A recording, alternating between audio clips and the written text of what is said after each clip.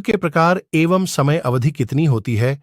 जिस पृथ्वी में हम रहते हैं, यहाँ 4 युग होते हैं। 1 सत्ययुग, 2 त्रेता युग, 3 द्वापर युग और 4 कलयुग।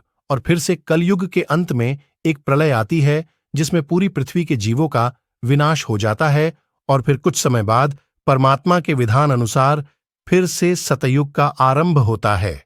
वर्तमान वर्ष 2024 में कलयुग 5532 वर्ष बीत चुका है और कलयुग की कुल आयु 4,32,000 वर्ष की है।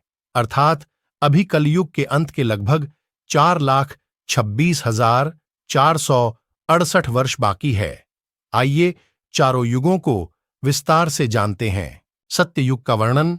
सत्ययुग की अवधि 17,28,000 वर्ष है। मनुष्य की आयु प्रारंभ में 10 लाख वर्ष होती है, अंत में 1 लाख वर्ष होती है। मनुष्य की ऊंचाई 21 हाथ यानी लगभग 100 से 150 फुट होती है। उस समय मनुष्य के हाथ कोहनी से बड़ी उंगली के अंत तक की लंबाई लगभग 5 फुट होती है।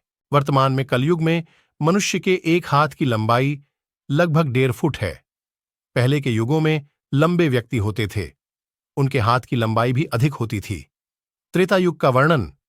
त्रेता युग की अवधि 12,96,000 वर्ष होती है। मनुष्य की आयु प्रारंभ में 1 लाख वर्ष होती है, अंत में 10,000 वर्ष होती है।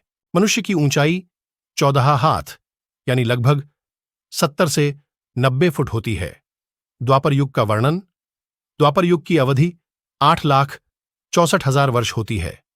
मनुष्य की आयु 10,000 प्रारंभ में होती है, अंत में 1,000 रह जाती है। मनुष्य की ऊंचाई 7 हाथ यानी 40.50 फुट होती है। कलयुग का वर्णन।